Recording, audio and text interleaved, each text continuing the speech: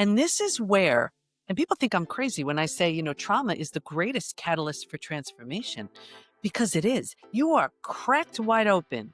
And it's from that space that you deliberately and intentionally rebuild yourself. Welcome to The Hiring Edge, the podcast helping leaders navigate the age of AI, create teams that thrive, and build a workplace people never want to leave. Welcome to The Hiring Edge. Today's guest is Dr. Debi Silber, founder of the Post-Betrayal Transformation Institute, holistic psychologist, TEDx speaker, and best-selling author of Trust Again and 7 other books. She's the go-to expert on betrayal and how it wrecks not just your health and mindset, but your workplace too. We're talking about betrayal in the office, broken trust between leaders, teammates, and partners, and how betrayal outside the office can silently sabotage team performance and culture. If you're building a team, leading one, or just trying to show up better at work, this one's for you. So let's get into it. Welcome, Dr. Silber. It's great to have you. Just call me Debbie. Well, thank you so much. Looking forward to our conversation. So Debbie, you had this incredible experience of betrayal, both in the home, that eventually was resolved, which is amazing, as well as with your family. And that drove you to just say, you know what, I'm going to go get a PhD in this. And when you went and did your studies, you made 3 groundbreaking discoveries. Maybe we can start there and share with everybody what those are. Yeah. I don't think anybody says, oh, I think I want to study betrayal. I like that topic. No, you study because you have to. And my whole way of doing things is if I want to learn something, I always go to books or courses or something. So here I was betrayed, and there was no book, there was no course, there was no anything. And this was so big that I needed to study it so big. So at 50, here I was, 4 kids, 6 dogs, a thriving practice. And I enrolled in a PhD program. And it was really just to understand how the mind works, why people do what they do and how I could truly heal from this. And while I was there, I did a study. I studied betrayal, truly to help me heal and help my clients and whatever. That study led to 3 groundbreaking discoveries, which changed my health, my family, my work, my life. Well, you certainly seem happy and healthy. So we're excited to hear what these were. Yeah. So the first one was, I had a feeling that betrayal was a different type of trauma. I had been through death of a loved one. I'd been through disease. And I was like, you know what? Betrayal feels different. I didn't want to assume it was the same for all my study participants. So I asked them, if you've been through other traumas besides betrayal, does it feel different for you? And unanimously, they said it's so different. And here's why. Because it feels so intentional. We take it so personally. So the entire self gets shattered. Rejection, abandonment, belonging, confidence, worthiness, trust. Like when you lose someone you love, and everybody can relate to this, you grieve, you mourn, right? Life will never be the same, but you don't necessarily question the relationship. You don't question your ability to trust. You don't question your sanity. With betrayal, you do. So that it's a different type of trauma that requires a different way to heal. That was the first discovery. Yeah, it's incredible. When we try and put, you can't put a Band-Aid on a bad artery, right? Like different pain, different injuries require different procedures, methodologies, and treatment. So what was the next discovery? Yeah. I mean, first of all, that's earth shattering. It's like, oh, maybe these 5 steps that have worked like magic for healing all of these things. So those normal processes, denial and so on, and moving through those stages. How are those stages different? Yeah, it's very different. We'll get to that with the third discovery. Okay. Yeah, that was the third one. Yeah. But the second, so to answer your question, the second discovery was there's actually a collection of symptoms, physical, mental, and emotional, so common to betrayal. It's now known as post-betrayal syndrome. And we've had easily over 100,000 people take our post-betrayal syndrome assessment to see to what extent they're struggling. The first thing is we've all been taught time heals all wounds. Right? I have the proof that when it comes to betrayal, that's not true. A new relationship won't heal it. Time won't heal it. If you intentionally and deliberately heal it, that's what's going to heal it. And every few months, I pull the stats from the quiz. I'm happy to share some of them if that would serve. Please do. No, it's great. Okay. Because Josh, that would have been an awkward moment if you said no. It would have been really weird. No, we don't want your stats. Please, no facts. Okay. All right. So now imagine 100,000 people, men and women, just about every country is represented. Okay. As much as I'm going to share the symptoms, hear these numbers. 78% constantly revisit their experience. 81% feel a loss of personal power. Through every symptom I'm sharing, imagine how this shows up in the workplace. And I know we're Yeah, going to right. dive into that more Of deeply. course. 94% deal with painful triggers. These are the most common physical symptoms. 71% have low energy. 68% have sleep issues. 63% have extreme fatigue. So you go to sleep all night, you wake up, you're exhausted. Now think about you're showing up for your workday. 47% have weight changes. 45, so in the beginning you can't hold food down. Later on, you're emotionally eating. Yeah. The yo-yo. Right. 45% have a digestive issue. Think about how uncomfortable that is. Crohn's, IBS, diverticulitis, you name it. The most common mental symptoms. 78% are overwhelmed. 68% can't focus. 62% can't concentrate. So imagine you can't concentrate. You have a gut issue. You're exhausted. And now you're supposed to perform at work. Now you're supposed to sell. Now you're supposed to, promote that new program or product, right? That's not even emotionally. Emotionally, 88% experience extreme sadness. 83% are very angry. Now, if you're walking around very angry, what's that going to do to team culture and collaboration? And how are you going to Yeah. handle someone's like a misunderstanding or something like that? You're going to compound everything. Mm-hmm. If that's what you're Exactly. attracting, if that's what you're putting out, Sure. you Because it's the dark side. Let's face yeah, it. It's just the dark side. It's feeding the wrong force. Yeah. exactly, because you're so upset, you're so angry, you don't know what to do with this. You're told kind of keep it out of the office, but it can't help but seep in. I'll just read a few more. This one killed me. 84% have an inability to trust. If you can't trust, think about it. This was the person you trusted the most. Now, how in the world? Now you don't even trust yourself because you're like, where was I? How did I not see? How did I not know? So if I can't trust the person I trusted the most and I can't trust myself, how do I trust my boss, my coworker, my Yeah, collaborator? and you're really putting yourself in a position of isolation. And you're micromanaging because you don't trust Yeah. anybody or what anybody's doing or thinking. So it's a mess. And just a few more here. 67% prevent themselves from forming deep relationships because they're afraid of being hurt again. So that's where you put the big wall up. You're like, nope, no one's getting close to me again. So think about this. If you're a boss or a leader of some kind, you're not allowing people to get to get close to you in any way. So how does that reflect on your leadership? They can't come near you. They don't Yeah. understand, or even just in a you're like, let's say two employees working together, if you have that big wall up, what kind of connections are you making? You see? Yeah. Uh, yeah, Look, it's a nightmare. You've just described the ingredients for a toxic work environment, right? I mean, exactly. we did a poll recently, I think it was this past winter, around the top reasons why people want to exit or leave a business.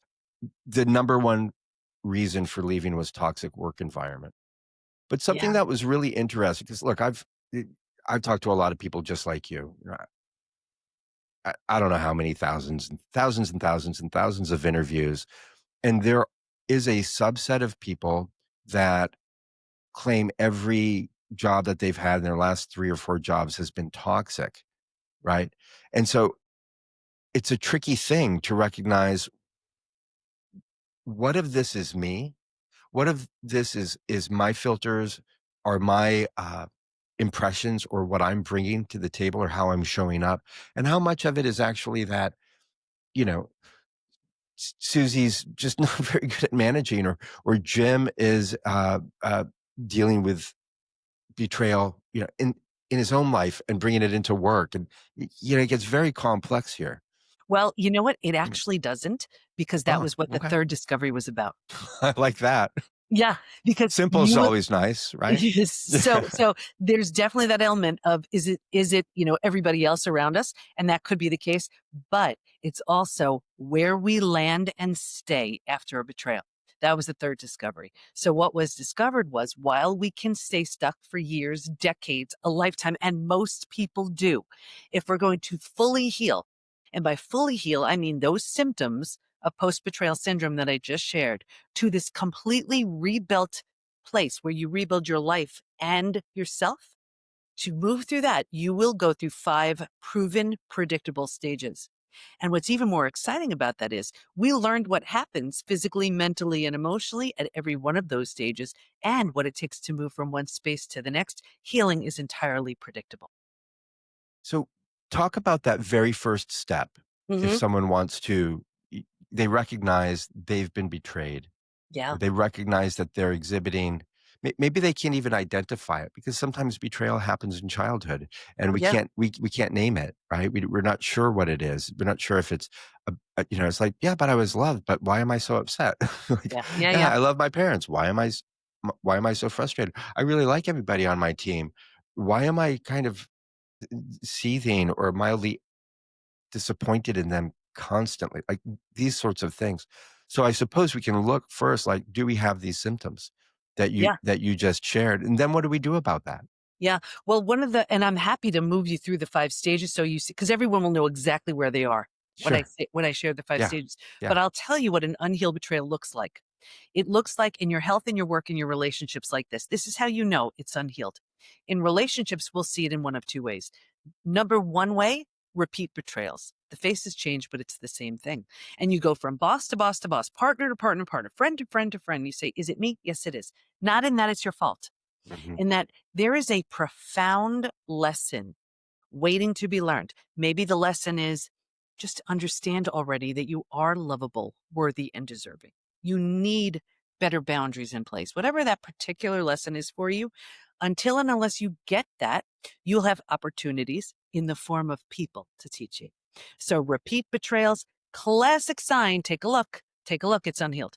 The second way is where that big wall goes up, right? Where we just cannot risk that level of vulnerability again because it was so painful that we rather would keep everyone at a distance than take that chance and heal. So that's unhealed. That's hardened. Yeah. That's not healed. We see it in health. People go to the most well meaning, amazing doctors, coaches, healers, therapists to manage a stress related symptom, illness, condition, disease. At the root of it is an unhealed betrayal. Like you heard me share, 45% of everybody who's betrayed has a digestive issue. You can go to the best gut doctor on the planet. I'm friends with many of them. But unless you get to the root of that, it's unhealed. Like, for example, we had a woman in our community in her mid 80s. She had a family betrayal 70 years ago. She was adopted. They didn't tell her. It was like one of those things. 70 plus years, she had a digestive issue.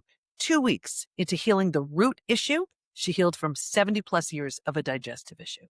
It's incredible. Can I ask you, like, I've been to therapists. I've done couples therapy. I've done individual therapy. Some of them have been awesome. Some of them have, I think, made it harder for me to trust Yes. therapists, right? Because that happens a lot. And I don't mind saying this. I think vulnerability wins always, sharing someone's personal experiences. When someone, how do I put this? When we have a problem, when we have an issue, when we have something that we need to fix, we can often compound it by trying to heal with all the best intentions, but using the wrong way to heal that or to fix that solution. In other words, the solution becomes the thing that worsens the problem, that sets it in deeper and deeper and deeper, that increases the infection, so to speak, Yeah. right? How does someone understand how to maybe even identify whether or not whatever they're doing, whatever their solution is right now, is making things better or making things worse? And I'll give a quick example. Um, there are some therapists that will validate, and you talked about this on your podcast, will validate you, and that's good. We need to be heard and we need to be validated. Mhm. But then there's this thing that, gosh, if you're talking about the past every single week, it's very difficult to be living in the present with hope and living in the future, right? I mean, when is enough of Yeah. diving into the past versus like, what kind of behaviors am I going to take now? How do I take action to move forward? Yeah, it's a great question. And this is something we see. If I tell you how many people come into the PBT Institute with therapy and counselors trauma, these are well meaning counselors and therapists. But when you understand the 5 stages, and like I said, happy to share them, what's happening is very often, and in the beginnings, particularly in stage 2, you out of the 5 stages, you need to feel heard, validated, understood. But if that's all you're getting, over and over and over again, what it's doing is rooting you in the most common place we get stuck. And it becomes so familiar that we just can't even imagine leaving that space. So it's a common thing. And it's interesting because I certify a lot of coaches, a lot of therapists, a lot of healers, a lot of healers. And the therapists are the hardest ones for me to certify because they just want to make sure that person feels heard. And that's wonderful. But they also need to move through the stages. So that's our intention to move them You, through. it's interesting to hear this. People are drawn to, because look, this is a professional show. It's about professions. It's about your career. And in my career as a headhunter and as a leader, in recruiting over the years, sometimes at big Fortune 500 companies, sometimes just my own little gig, right? And I have noticed that a lot of people who are attracted to becoming recruiters, they're attracted because they like people and they want to help people. And like, that's great. But the thing that you need to be a good recruiter is discernment. Mhm, You need to know that even though this person has good intentions, this candidate has good intentions, they're nice, you like them. The fact that you feel bad for their situation cannot at all come into play when you're trying to serve the client. They're paying you $30,000 to deliver them someone who's going to fix and heal and enhance their team, enhance their business, grow their revenue, whatever it has, solve a major problem, like whatever it is. Do you think that by the nature of it, and I know this is a little bit off track, but do you mhm, think that just the nature of the profession of psychology, which often attracts people who suffered trauma, found it helpful, want to help others, which is a wonderful progression. mhm. But do you think that sometimes it can lack that ability to be a little bit more like the leadership that's necessary inside of those psychological relationships to be like, okay, we've talked about that. I'm glad that you're sharing this again, but I've heard it.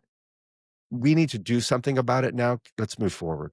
Yeah. It's, when you're talking about the same thing for months, years, decades, that's something else. It's one thing if you don't have anybody, a support system, and you feel like, you know what, I have a lot that I'm moving through and I need a sounding board. I need some support here. Sure. Yes, that's wonderful. And in the earlier stages, like I said, and again, happy to share the stages, it's important. But when that's all you're gaining from the experience, you're not moving through the stages and you're keeping yourself tragically stuck where the only thing available to you are more symptoms of post-betrayal syndrome, more betrayals, because you're living in a state of if nothing changes, nothing changes. You don't have access to those new insights, that new awareness that happens when you're past your trauma. Yeah. Yeah. Why don't you go ahead, if you can, share those 5 stages with us? I'd love that. Sure. Yeah, Yeah. yeah. So everyone will notice exactly where they are. Stage 1, actually before it happens. And if you can imagine 4 legs of a table, the 4 legs being physical, mental, emotional, and spiritual. What I saw with everybody, me too, was a heavy lean on the physical and mental thinking and doing, which is how most of us walk around, right? Hmm. And kind of neglecting or ignoring the emotional and the spiritual. Well, if a table has 2 legs, easy for that table to topple over, and that's us. Stage 2, shock trauma, D-Day, Discovery Day. This is the scariest of all of the stages. And this is the breakdown of the body, the mind, and the worldview. So, right here, you've ignited the stress response. You are now headed for every single stress related symptom, illness, condition, disease. So, now imagine work hasn't stopped. You're showing up in this way. Your worldview is shattered, right? That's your model. Trust this person. Don't go there. These are the rules. And in one earth-shattering moment, every rule you've been holding to be real and true is no longer. Your bottom has bottomed out on you, and a new bottom hasn't been formed yet. This is Right. terrifying, right? Terrifying. Terrified. And here you are supposed to be like, "Hi, new partner. Let me Right. sell this thing." And yeah, you can barely function. Yeah, Think about it. If the bottom were to bottom out on you, what would you do? You'd grab hold of anything or anyone in order to absolutely. stay alive and stay safe. Yeah. That's Could be a bottle, could be a joint, could be some exactly. pills, could be you know, going to clubs, Yes. all sorts of Yeah. things that aren't gonna serve you. Yeah. Exactly. And what's happening here is now you're surviving, and because you feel that it's so much better than the shock and trauma that you just came from, we think it's good. And because we don't know there's anywhere else to go, we don't know there's a stage 4 or stage 5, so we plant roots here. We're not supposed to. But 4 things start to happen.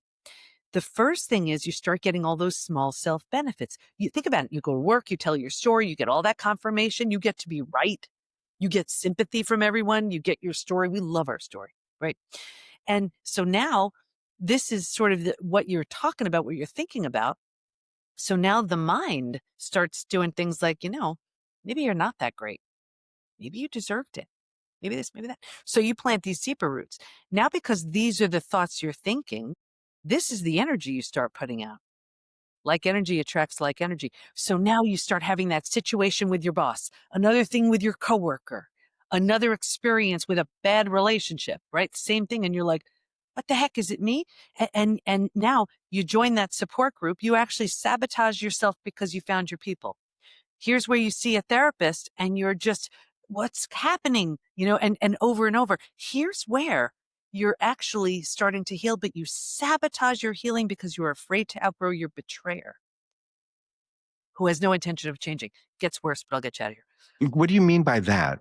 Yeah. Afraid to outgrow your betrayer. Yeah. So let's say you have, let's say it's a relational betrayal. So this is your partner and they betrayed you. And let's say they have no intention of changing. Like this wasn't the biggest wake up call of their life Mhm. where there's tremendous regret, remorse, all of that. And they're just sort of blaming you or making excuses or whatever it is. Because if you're stuck in that stage 3 where you're managing and suppressing your symptoms, right? Because now you're so miserable, you have to get through your day. So now you're numbing, avoiding, distracting, like what you shared before work, drugs, alcohol, anything. So now you're saying to yourself, I'm so sick. I'm so miserable. I'm so terrible. Maybe they're right. Maybe I should just find a way to be okay with this. I'm I not actually, worthy. yeah.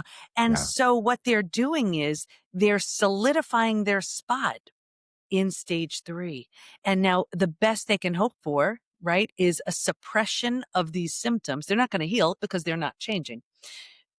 Another repeat experience because there are no consequences, right? So you can only access stage 3 thoughts and a stage 3 life when you're in stage 3, you see? But people are so afraid of that death and destruction of the old. That's the only way you birth the new. And which can I take you to 4 and 5 or go ahead? You can take all of us to 4 and 5. Okay. So if you're willing, willingness is the biggest word right here. Willing to let go of your story, grieve, mourn the loss, all of a bunch of things. You can move to stage 4. Stage 4 is finding and adjusting to a new normal. So here's where you acknowledge I can't undo what happened, but I control what I do with it. In that decision alone, you're turning down the stress response. You're not healing just yet, but at least you stopped the massive damage that was happening in stages 2 and stage 3. Stage 4 feels like if you've ever moved. If you've ever moved to a new house, office, condo, apartment, whatever, your stuff's not there. It's not cozy yet, but it's this sort of hopeful excitement. Feels like that. But if you were to move, you don't take everything with you. You don't take the things that don't represent who you're now ready to become. And what I found was there's this one spot as people leave stage 3 and enter into stage 4. If your friends weren't there for you, they're not coming along. That therapist who's keeping you stuck, you're done. That lame group that's keeping you stuck, you're done. That betrayer who's not changing, you're done. That boss Yeah. who won't change, you're done. And people Yeah. say, is it me? Yes, it is. You're undergoing a transformation. If they don't rise, they don't come. So it's a very personal, not necessarily lonely time, very personal time, stage 4, but very, very action oriented. I think a lot of people leave jobs when they're ready for stage 4, just like they Yes. leave relationships, just like they leave towns. I mean, Mhm. we moved from Portland, Oregon. And Portland's an amazing city and treated us mostly well for most of the time there. Uh, but then it's like it's not serving me, right? I, f- I honestly, this is going to sound silly. I honestly felt betrayed by the city I lived in Yeah. because of how it was run and crime and how it was managed and the destruction of downtown and all that stuff. Like a city can betray you. So of Oh, course, friends and relationships and partners and family members, yeah, bosses, coworkers, you know, it seems like the only people who can't betray you are the people that you never put any trust in to begin exactly. with. Well, that's why betrayal is so different, and that's why it's a shock to the body, the mind, the heart, because this was the person or these were the people you gave your trust to. So when this is the person or these are the people to take that sense of safety and security away, it's traumatizing. You mentioned all the different ways we can feel betrayed. We can even feel betrayed by, let's say, a company where that company said their product was great for us. It's called something called like I think it's the love turns to hate principle, where you support this brand and this company and you just think it's the greatest thing. If you find out you've been duped by that company, you turn on them so fast. We would rather knowingly choose something bad for us. Like we know, let's say alcohol is bad, but we're doing it. We know what getting into. But when a company says, "Oh, we're so healthy and good for you," and you find out it's not, whoop, we turn on them quickly. There's also self betrayal. Like if you know something or someone or your work or whatever is not in your best interest, and you keep going back for more, that's self Yeah. betrayal too. Yeah, and that self-betrayal, and I've seen this in family and probably myself at certain times in my life, that self-betrayal, it's the fastest way to erode self-worth. That's a tall ladder to climb up. Yes. And whether the self-betrayal is because you just didn't have the skills, the tools, the confidence, the support, the whatever, you start settling or making choices that are clearly not in your best interest. And this is where and people think I'm crazy when I say, trauma is the greatest catalyst for transformation because it is. You are cracked wide open. And it's from that space that you deliberately and intentionally rebuild yourself. And when I say people move into stages 4 and 5, um, new levels of health, new businesses, new passion projects, new relationships on a very different level, it's because one of the things you are doing is you're looking at every thought that comes in and you're saying, does this still serve? Because if not, it doesn't come along. Yeah. And because why in the world would you bring along anything with you that doesn't now allow for this beautiful new version of you to be created? This is so critical. I wrote an article, I don't know, I think it was this winter about everything that you should do before you quit. Ugh. Right. Everything you should do. And the main justification for that article is because I have seen so many people say, "Oh, this environment's not good for me. I need to move on." It's like, okay. But they leave, they go get a new job, and everything that happened in the last job is happening in this new job too. And by the way, it's going Stage to happen at the 3. one after that. If you're not Yes. actually confronting people, addressing the challenges, addressing the communication issues, the broken promises, you know, hey, Mrs. Manager, I joined, you said it was going to be a hybrid role, and then I go remote in 3 months, and, I didn't get to do that. I feel betrayed. I feel like I've been snookered. You said I was gonna get a bonus of 12.5% every year. I've been here 3 years. I've seen none of it. All I've heard is excuses. You said in 6 months I was going to get promoted to a solution architect and Mhm. instead of senior consultant. It's been 18 months, and every time I broach it, I'm pushed away, right? But if the people just sort of quietly slip out, Mhm. they're like, "Yeah, it's not working out. They didn't do blah, blah, this and that." Not only do they walk away with the feelings of betrayal from the other company, Mhm. which can manifest and they sits in you like ugly dark glue in your heart, right? Like Mhm. it's not good stuff. So Yeah. not only does that happen, oh my God, you're bound to repeat it because you never realize, well, what aspect was you, Yes. right? "Hey, Yeah. you forgot. We did try to have you go remote, and you were always unavailable on the days off. We could no longer trust you that you were actually at your desk doing work." Or, "Hey, we told you that these were the specific ways to get a bonus, Mhm. and this is your record. And maybe you forgot that this was a really important part of that bonus scheme. And hey, we wanted to promote you. You shared that you knew this, this skill set and that skill set when you walked in the door. And within a month, we knew that you didn't quite have them yet. That set things further back. And gosh, you know what? We're sorry because we probably should have articulated that to you sooner so that you didn't feel this way and we could have solved it and corrected it a little bit earlier. And that's on us. But we felt that you misrepresented us or Mhm. represented you Yeah. also. So Yeah. you get to learn about yourself and like, oh gosh, maybe they have a fucking point. Yeah. Yeah, Maybe some and of it is me, right. And Yeah. this is all stage 3 stuff. Like, think about it. When I mentioned stage 3, we're talking about our story. We love our story. So think about it. Now we have confirming evidence to support our belief. You see, it's happening again. They passed me over for that promotion because now it's like we confirm all of our supporting, we have all the supporting evidence, and it's easy to blame everybody else and instead of taking responsibility. I've been in business 34 years, and there's a saying that holds true no matter what the topic, and it holds true here too. And it's hard now, easy later. Easy now, hard later. Take your pick. Yeah. It's going to be one of those two. Yeah. And when it comes to healing from betrayal, I'm talking about hard now because you're assessing every single thought, behavior, action that comes in. Where the person you just described, that's easy now. They're not making the changes. They're not looking. They're not assessing. They're Mhm. blaming. They're giving their power away. Now, somebody would say to me, "What are you talking about? I'm miserable. This is very hard." Yes, your scenario is miserable, but you're not doing the hard work I'm talking about of changing those boundaries. It's the Having that, hardest thing. yeah, the It's so conversation. freaking hard. Oh my Mhm, god. When we do that, we put ourselves out there because what we're doing when we're setting boundaries, at least in my experience, when we set boundaries, we're putting the relationship at risk. It's a tricky thing. That moment when you finally have, let's just call it the grit mhm, and the resolve to put yourself out there. I don't think there's a more vulnerable moment because you're risking everything, mhm. right? So you better make sure you know what that boundary is and that is actually your breaking point. You know It what I is mean? terrifying, and I think it's fair to say, don't ever expect that to get easy. It's never gonna be easy, but easy isn't what's gonna create that change. So, actually, in the study, there were 3 groups who did not heal. The first was the group that they were numbing, avoiding, distracting. They ran to the doctor who put them on a mood stabilizer or anti-anxiety Mhm. medication. They were drinking, whatever they were doing. It may have made the day a bit easier to get through, not without a price. They didn't heal.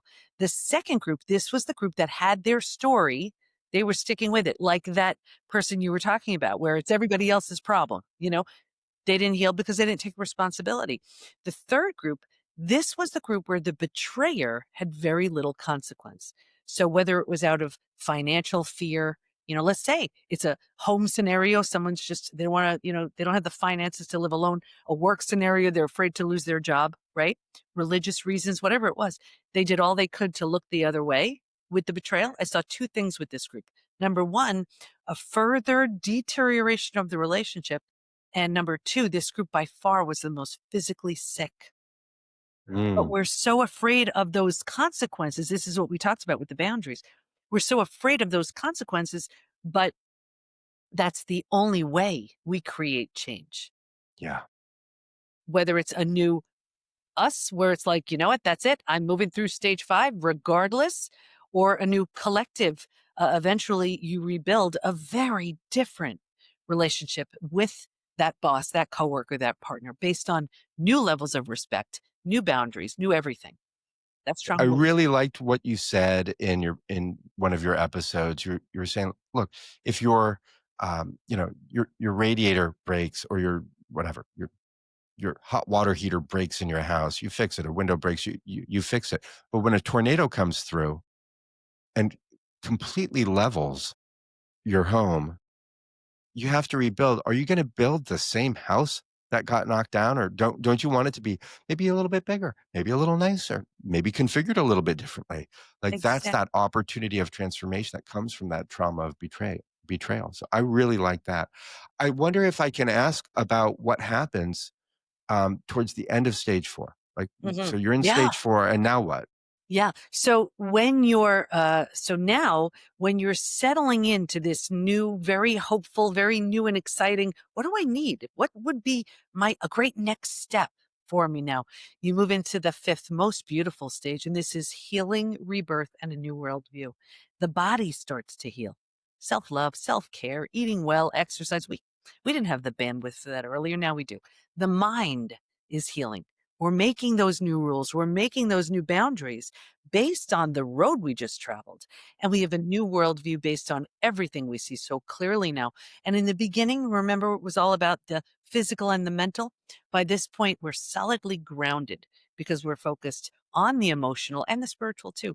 Those are the five Yeah, states. that's wonderful. Thank you so much for sharing that. I Oh, would love to talk a little bit about how the folks listening to this program can actually understand, like, hey, am I creating betrayal in the workplace as a leader? I think most of the people who listen to this are, have people reporting to them. hmm. Or are they bringing in symptoms of outside betrayal into the workplace? How can they take stock Yeah. of what's actually happening? What are Yeah. the signs? It's a great question. And the first thing is hopefully hearing the 5 stages you hear, are you stuck in that stage 3? Because it's not your fault. That's what most people do. But how are you showing up? It's typically a response to an unhealed betrayal. So think about it. If you're struggling to trust, which is a natural, response to betrayal, how is that lack of trust showing up in all of your, in all of your decisions and all of your relationships? Your if your confidence was shattered, well, how is that affecting how you show up in your, in your workday and all those other things that you have to do and your ability to speak up? It's taking a look at even your ability to discern. Because think about it, if we didn't even see this betrayal coming, we're like, "Well, Yeah. I can't even trust my own decision making." Right? So you wanna take a look and say whether it was a betrayal. It really is, it doesn't matter if it was a betrayal within the workplace or outside of the workplace, it is greatly impacting the workplace in your ability to feel safe. You know? If you think you're just gonna get fired because you can't trust anything. So between a Yeah. lack of trust, between your ability to discern, between your think about it, the physical signs, you're exhausted. Yeah. So how could you be creative? How could Well, you and perform at your best? you're exactly right. I mean, look, I've noticed when someone is in a situation, and there are these really interesting psychometric tests that I like to do, and some of my clients will, you, they'll utilize them just to make sure that the team dynamic is going to flow. It's going to be really solid. One of the Mhm, things that's amazing about this particular uh, psychometric evaluation is you can see sort of what someone's natural state is, right? A little bit beyond just the Myers Briggs MBTI type stuff. You can also see how they're having to behave. What is the what is the persona that they're having to take on, right? So for instance, if I'm an ENTJ and I went and got a job working at an engineering company, oh my God, that would not be good, right? But I'm having to go through detailed reports and make sure that every T is crossed and every I is dotted, and I'm having to operate as a sensor and not an intuitive, right? I'm having to like force myself to be something that's not naturally it's not a natural setup the way my brain mhm, is wired, mhm. right? That's going to you'll see the stress. You'll see how much someone is living outside of their high functioning self, Yes. right? Yes. And it's such an incredible thing when you're on a team or with a partner Mhm. that you actually just get to be you, and then you're always enough. But think about it, that requires a level of safety that you Yes. don't feel. coming off of Yeah. a betrayal. So you don't feel safe. No. How can you relax and be you? That level of vulnerability is terrifying. Look what happened the last time we were vulnerable. See? So until and unless it's all healed, we're bringing, whether it's outside or inside, we are bringing this to work with us every single day. Critical thinking, we're in survival. We can't think, right? We can't, Yeah. we're physically not. Think about it when you just have a toothache and you're trying to work, right? Oh God. So Yeah. so Yeah. Your imagine your toe hurts or something like it's exactly. yeah. So when we have our heart hurting or right or when we're just exhausted or we have all these physical symptoms, the gut Hmm. issues like I mentioned, we can't bring our best to anything or Yeah. anyone. Yeah. It's so difficult. What is a specific action that an individual can make? Let's start. I have two questions around this. The first one is what can they do for themselves? Let's say they've listened to this show or they've listened to some of your read your books. They're like, wow, I really am stuck here in stage 3. Like I'm stuck. Okay, what now? What can Yeah. I do? The first of all, and this is going to sound crazy, but check the benefit of staying stuck. People say benefit. What are you talking about? Oh yeah, yeah, yeah. You're getting lots of benefits from staying there. You don't have to make a move. You don't have to create change. You don't have to shake up anything or anyone around you. So I would say check those benefits. There are actually 4 questions I would invite everybody to write down. That's my way of saying write those down. And the first, so the first question would be, and this is how you see if you're stuck. Am I numbing, avoiding, distracting? If so, how? Right? Like call yourself on it. Are you walking into the kitchen, you're not the least bit hungry and there you are, in the Sure. cabinets. Yeah. The second question, what am I pretending not to see? Am I pretending not to see I hate this job? Am I pretending not to see that I'm Mm, ignoring these glaring signs of abuse in at the workplace or a betrayal, the word, whatever? The third question, what's life going to look like in 5 to 10 years if I keep this going? Play out exactly the way you're handling or not handling this scenario and look at it 5 to 10 years, I ignoring. love that. Tony Robbins has a process called the Dickens process. When you're looking at the past, the present, the future, like the ghost is leading you through. Like, okay, if this never changed in 5 years, what's your life like? In 10 years, what's your life like? Yeah. If it's 20 years and you never made a decision around this, you never changed anything, what's that like? It's I've gone through it. I've helped some of my clients walk through that process. Mhm. My partner's gone through it. It is transformational, Yeah. at Yeah. least for me. Like, that's my favorite part. Like, it's transformational to be like, okay, time to take action because the stakes we've been minimizing in our head, Yeah. what's actually at stake. And Exactly. what is at stake is the rest of our life Yeah. and our happiness and fulfillment. It's a massive thing. And that's why the fourth question is what can life look like in 5 to 10 years if I change now? I'm not saying it's easy. Transformation begins when you tell yourself the truth. Yeah. Beautiful. Beautiful. This individual, let's say someone comes into the workplace. Let's say there's a leader. They've gone through this process either knowingly or unknowingly, but they're a healthy adult with excellent leadership skills. They've got one or more employees and they're seen through their behavior, either through lack of showing up, hostility, passive aggression, um, you know, like one of your coaches shared, too many days absent. Yes. They're getting unhealthier. Mhm. The clients aren't happy with them. How can they gently or powerfully disrupt that cycle Yeah. and be a help? Yeah. And And I'm is it so even their is it even their place? I'm so You glad you're know? bringing this up because this is one of the things that we're finding where betrayal happens all the time. It's Yeah. just not spoken about. So we're trying to make it just common language within the workplace. There's no blame, there's no shame, but let's treat the challenge for what it is.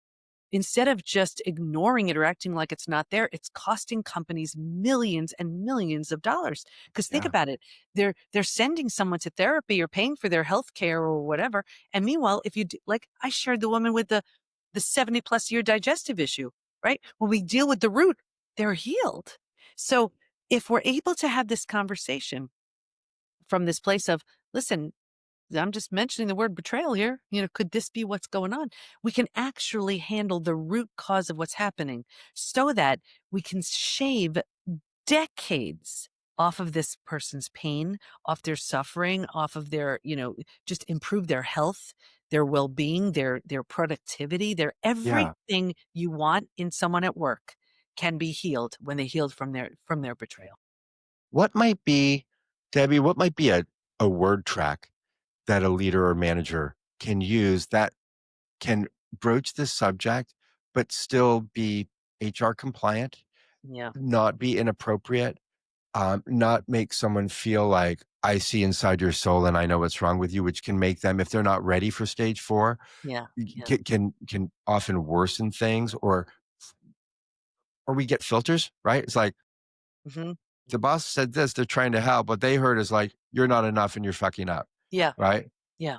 What's a safe word track that hopefully can actually create Yeah. momentum in the right direction? It's interesting because that was why I wrote my most recent book, so that it becomes this sort of corporate wellness tool that's subtly letting everybody know it has nothing, it's not your fault, it's not whatever, but it's affecting the workplace and let's handle it. That's why I wrote the betrayal recovery roadmap. But what a lot of people have been doing in the past was like, hey, did you see that TEDx talk? It's really interesting. Sure. Sure. And Yeah. moving forward. The third party subtle hint. Right. I love it. I love it. Let's continue the conversation just a little bit longer. Yeah. In what ways we've talked a little bit about um, how an individual can experience betrayal and then consequently suffer from that betrayal in the workplace, Hmm. right? Yes. I'd like to talk about the actual ways that companies betray their employees and what an employee might be able to do to confront them so that they can either decide, I can live with this or I Hmm. can't live with this, depending on what stage they're in, Yeah. right? Yeah. So in your work, Hmm. around the country, around the world, what have you seen is Yeah. the most common the most common types of betrayal in the workplace? Yeah. Well, it's definitely, the way I describe a betrayal is the breaking of a spoken or unspoken rule. And every relationship has them, right? So in the workplace, was there a spoken or unspoken rule that's been violated? And typically, the betrayal is without your awareness or consent. Someone chose to break that spoken or unspoken rule. So when we're working with our clients who have experienced this workplace betrayal, we will very often, because our whole intention is every single time we sit down with anybody, how do we move them towards the next stage incrementally or, you know, in some degree, moving them out of this one stage into the next. So very often I will assess it something like this. I'll ask them about their job. How do you like your job? And they may say, oh, I love it. I just can't stand my coworker. Well, then we're going to go in one direction. But what if they say something like, I really can't stand it? Now we can look at it and say, this whole experience may have been the motivation you need to start something else. Like, I'm not telling you to Yeah. quit your day job here, Yeah. but maybe, and then I'll ask them and I'm watching them, what is it that you like? Oh, I really want to do this or that or the other thing.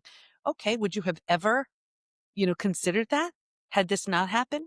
And then there's Sure. this like smile on their face. They're like, you know, and now they're not even angry with their coworker who stole their credit, credit for their idea or whatever. They're grateful because you're like, wow, they really Yeah. gave me that incentive. Well, and it stops like as soon as you move on, you've actually moved on, Yeah. Oh, yeah. right? Which is powerful. You actually go from that love that turned to hate, you actually Mhm. get to indifference, Yeah. which is a very comfortable place to be around people that have betrayed you. Even better than that, you get to a place of compassion because now you're grateful that that person did There you that. go. Now you're going to pursue something you love. I love that, Debbie. That's fantastic. It's been wonderful to have you on the show. I want to make sure people stick around so that they can hear exactly how they can find your books, learn more about you, follow your podcast, and even engage your organization's services too. All of that's going to be posted in the notes below on YouTube. It's going to be in the notes on the podcast as well. If there's one message that someone should walk away from today. Yeah. I can't even leave What's it that? as one. Can I give you two? It's okay. Why don't you give me three? Go ahead. Give us three. Yeah. I want to give you two. I want to Okay. say, even though it happened to you, it's not about you. If you have to repeat that 1,000,000 times, it's worth it. The second thing I would say is there's a predictable, proven, research-based roadmap to move through all of it. Staying stuck is a choice. Beautiful. Thank you, Dr. Debi. This is Thank you so fantastic. much. I am stoked about having you on this program, and thank you so much. Thank you so much.